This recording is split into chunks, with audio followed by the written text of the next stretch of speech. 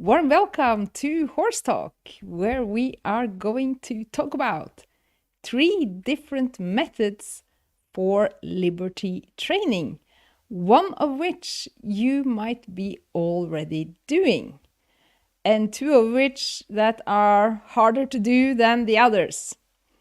Yes, because liberty, it doesn't actually require us to ride without tack. We can ride liberty based, or what I call choice based, with the tack, just as we can do it without. And just as we can ride control based at liberty. And what often happens when people try to do liberty training with their horse is that they use kind of a control-based method, like the regular way of riding and training a horse, which very often is based on control. That's, after all, what we learn to do when we take riding lessons and learn how to train horses. We learn how to control the horse. If we apply this method to liberty, it's going to be very hard to do liberty, because we then rely on major riding skills and our own ability to control the horse with very small signals, so that we don't need the reins, for controlling the horse. We can do other signals like the neck rope or our seat and the leg aid. So I don't recommend that, yes. But if you are a type of person who already knows how to give your horse choices and knows how to make your ID your horse's ID, and you also know how to make your horse self-controlling so that you don't need to control the horse, it's going to be super easy for you to do liberty. And you might actually already be doing liberty with the tack. So basically, as long as you don't use the tack for controlling the horse, you are basically doing choice-based horse training with the tack. But if you use your tack to control the horse, you are probably doing regular control-based horse training, and it's gonna be difficult for you to take the tack off. Yes, that was the intro, and let me know in the comments below if this makes sense to you. Have you heard about this before? And I wasn't necessarily aware of this before I got into trouble with one of my mares.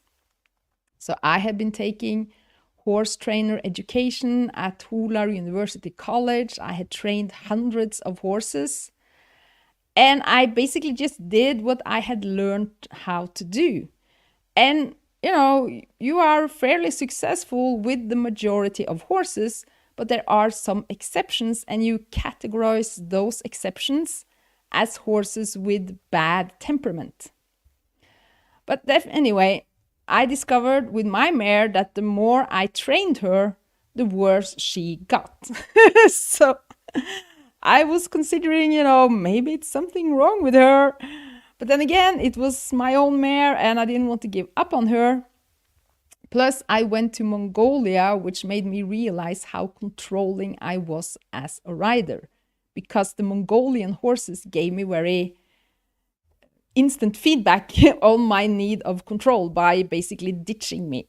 So if I wanted to ride them, I had to give up on control. So I kind of brought this with me back to Norway and back to my mare, which was crazy and unpredictable, and she was spooking and she was bucking me off left and right. And I applied this method to her of, not controlling her, but rather give her choices. And within a couple of months, I could just ride her without reins, without any problem. And if someone had told me that that would be possible with that mare, I would have thought them to be crazy. But now, when looking back at it, I see how crazy my need of control made her. And she was actually the one who was right. Yes, so she taught me so much. And basically, I think we are not necessarily going out to the stables or attending a riding class with the aim of controlling the horse. I think it's something that we as humans, we do it naturally if we are not aware of it. And it's then also reinforced in the riding education system, because we are taught to lead the horse in a certain way into the arena, for safety purposes. Stay close beside the horse and have your hands close to the head of the horse to make sure the horse doesn't freak out. And obviously this is controlling the horse, by the way. The horse is going to experiencing this as being controlled. Versus if we lead our horse with a slack lead rope by walking in front.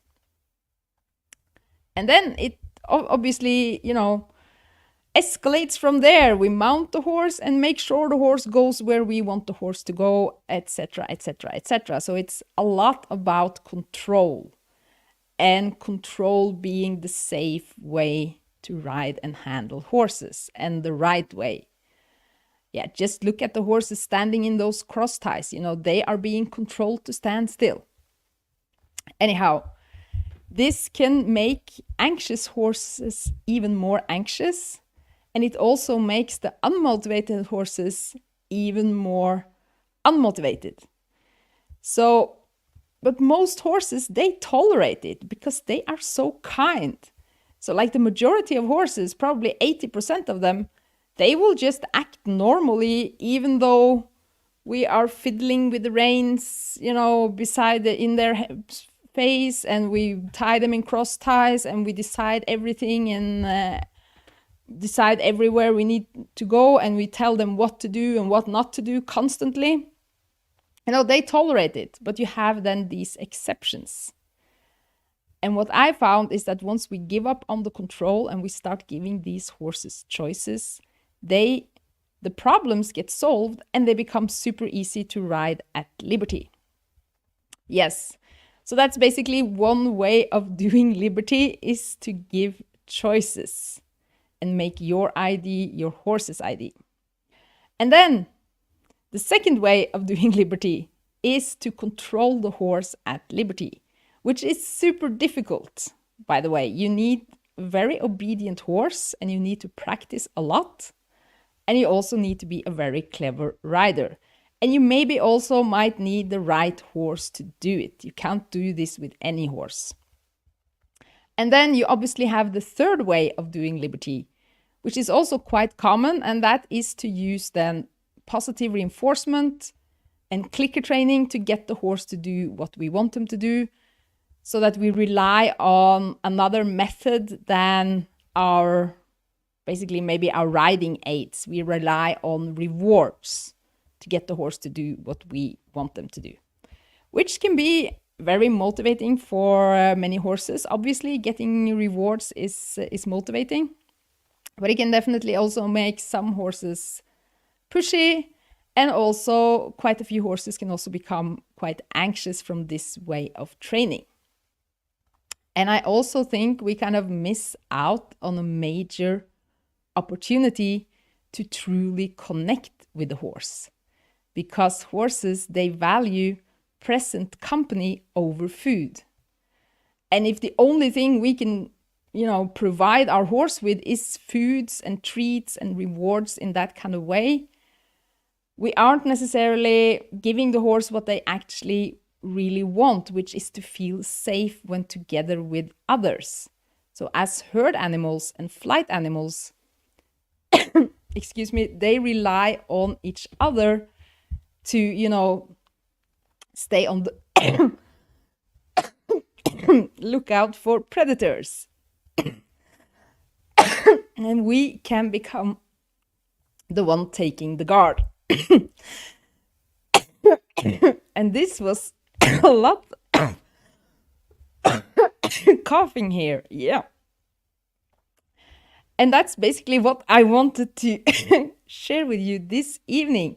And if you want to learn more, then check out our latest blog on ridelikeaviking.com/blog. And you will see a video and more stuff about this there, so that you can choose your path for liberty with your horse. Thank you so much for joining, and bye for now.